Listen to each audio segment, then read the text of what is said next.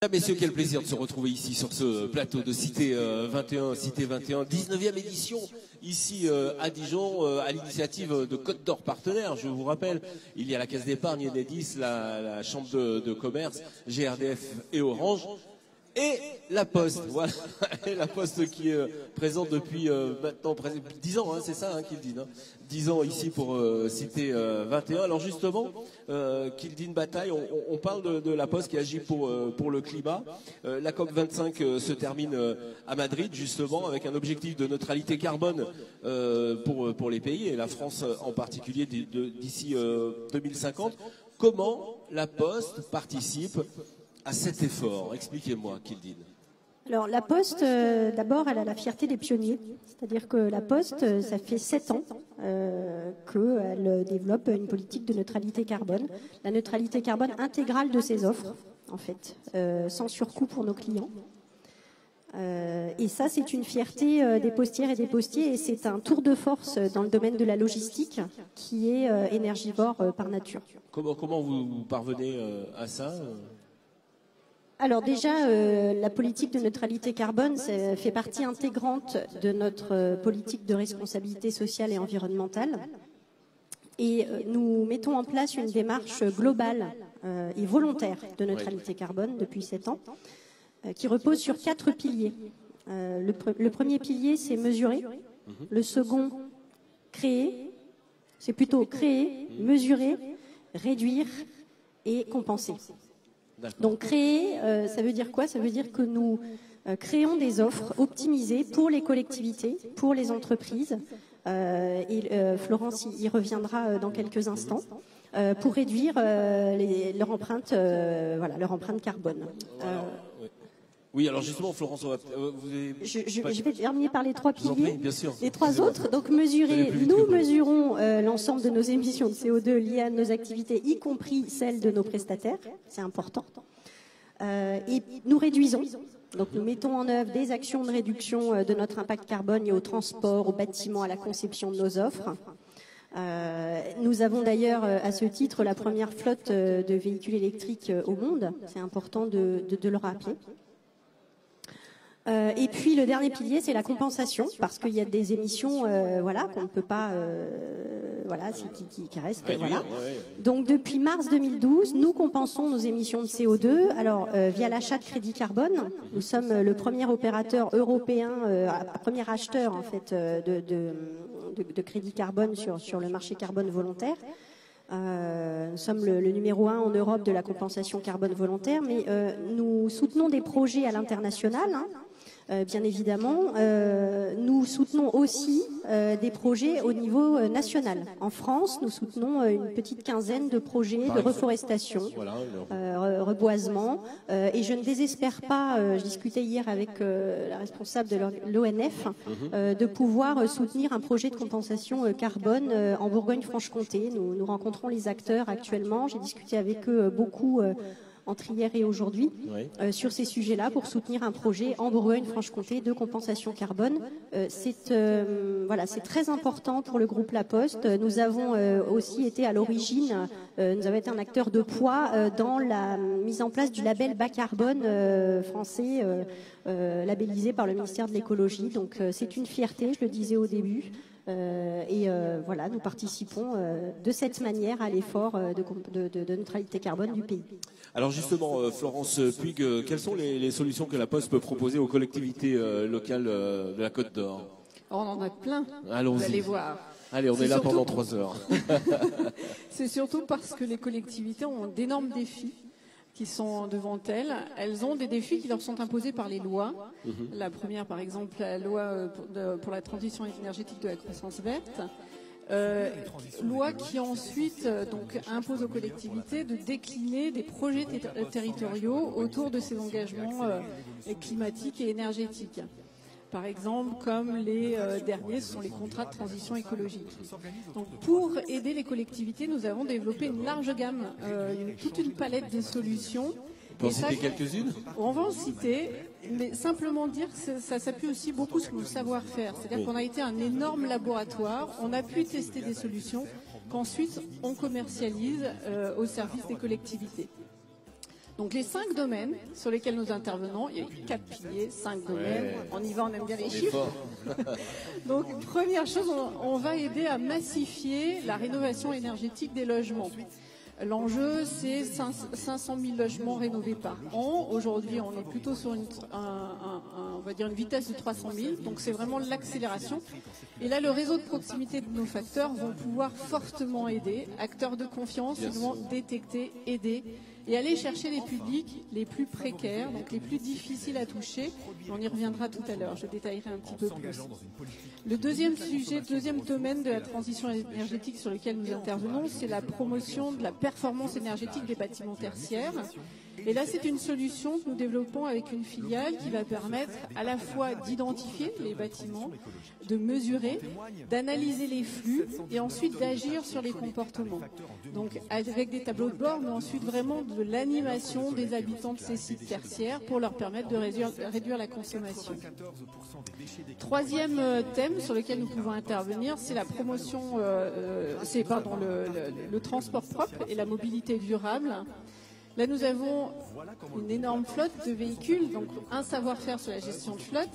Donc, une filiale qui permet aux collectivités qui ont de grosses flottes de véhicules aussi d'externaliser cette flotte, de gestion de flotte, de se poser des questions sur l'électrification d'une partie de cette flotte et puis d'optimiser sa gestion.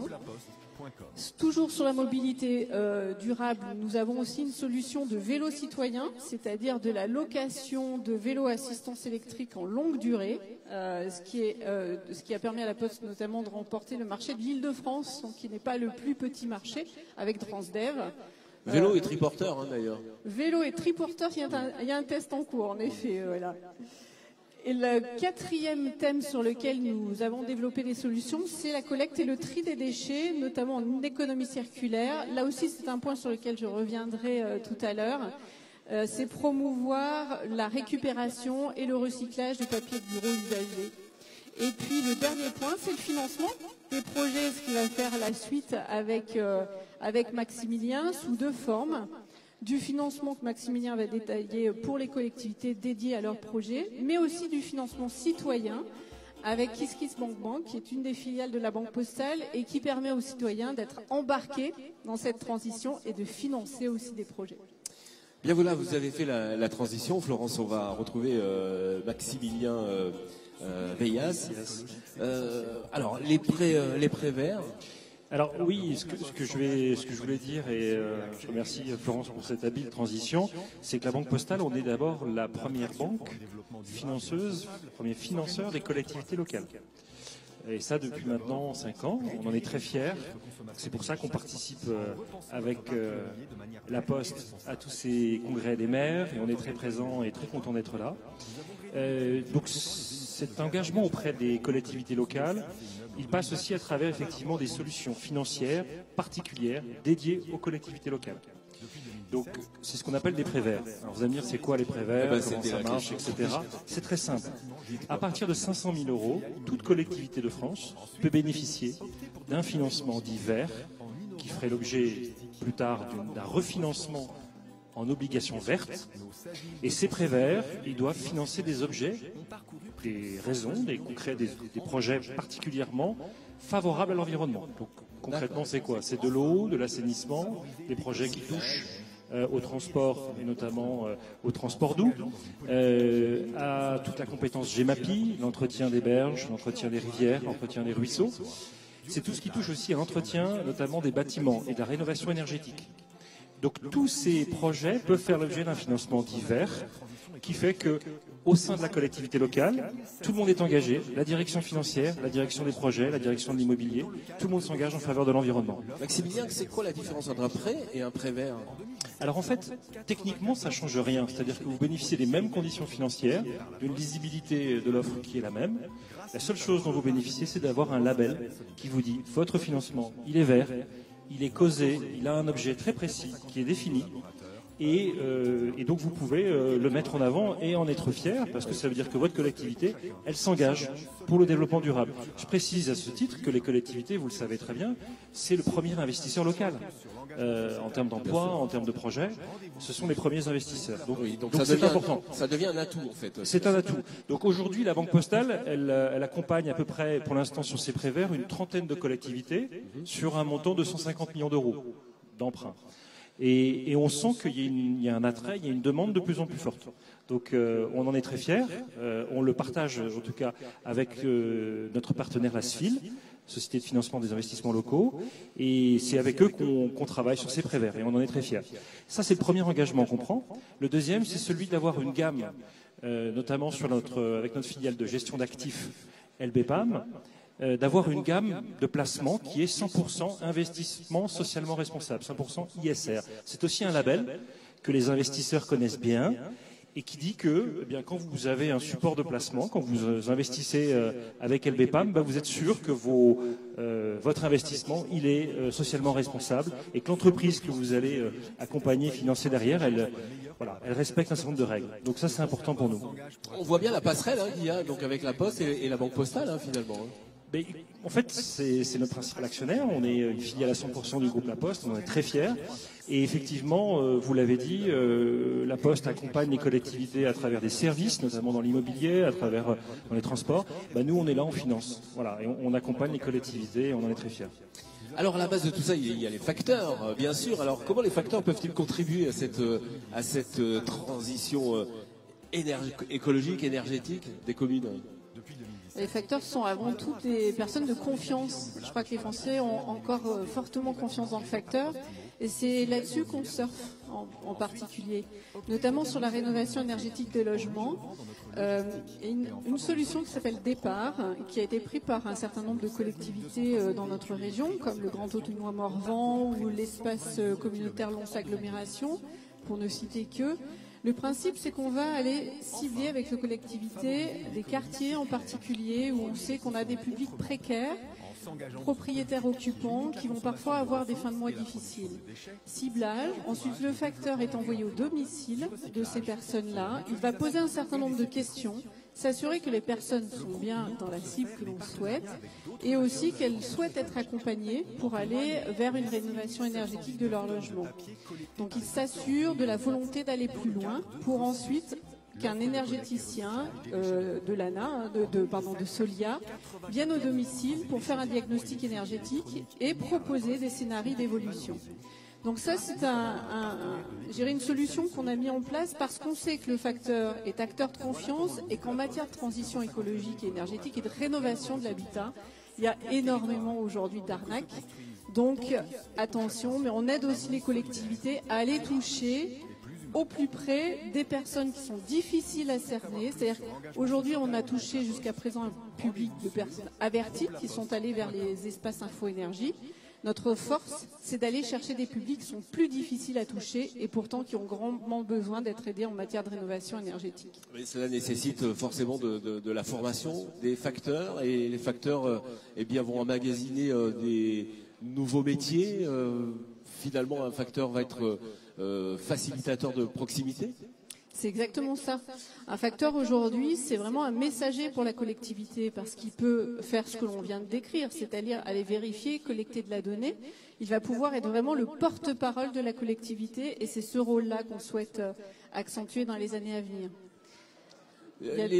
Alors, évidemment, il y a des anciennes générations de facteurs. Là, il y a les nouvelles générations. Ça va matcher ? Oui, ça match parce que je crois qu'ils ont tous... ils sont tous très fiers aujourd'hui de faire partie de cette maison Poste, d'être facteurs. Et puis ils sont face à une réalité, à savoir que leur métier est en pleine mutation. Lorsque le matin, leurs casiers ont 2 fois moins de courriers qu'il n'y en avait en 2018, il y a bien une volonté d'aller vers de nouveaux métiers. Ceux-ci en font partie. Kildine, vous le sentez, vous, cette motivation au sein des facteurs ? Oui, et puis je vais même plus loin. On a répondu récemment à une enquête très fouillée d'étudiants qui viennent me voir, moi, sur les forums ou Florence, pour nous questionner sur notre politique globale de neutralité carbone et plus globalement de comment on contribue à la transition écologique du territoire. Et on a répondu à un questionnaire très fouillé au niveau national, hein, pas moi, qui s'appelle le manifeste écologique le manifeste étudiant pour un réveil écologique. Et on voit bien que c'est un domaine qui est extrêmement regardé par les jeunes et donc par les facteurs, les jeunes générations de facteurs qui arrivent. Et ils sont plutôt volontaires pour développer ces offres et les faire connaître auprès des collectivités et des entreprises. Et on le voit, les jeunes sont très sensibles à l'écologie et à cette transition énergétique. Merci beaucoup. Vous vouliez rajouter, Florence, un petit mot? Juste signaler, parce que là on va être dans le feu de l'actualité, justement sur des solutions que peuvent faire les facteurs et qui peuvent intéresser les collectivités, les élections municipales qui vont approcher. Sachez que les facteurs vont pouvoir collecter, on va dire, tout le papier qui va être utilisé pour les élections, le récupérer et permettre ensuite d'être trié par une filière d'insertion et recyclé pour alimenter la filière papetière française. Donc ne jetez pas à la poubelle le papier qui va être utilisé pour les élections. Sachez utiliser les facteurs qui vont pouvoir recycler ce papier. Et puis dernière chose, une nouveauté qui arrive dans cette année 2020, c'est que les facteurs vont contribuer à la mesure de la qualité de l'air en mobilité. C'est une nouvelle solution avec Géoptis. Voilà, très bien. Vous voyez beaucoup de solutions pour la Poste. Merci d'avoir suivi cette conférence. Merci mesdames, merci monsieur. On se retrouve dans quelques instants avec deux invités ici sur le plateau à Cité 21 à Dijon. Merci beaucoup.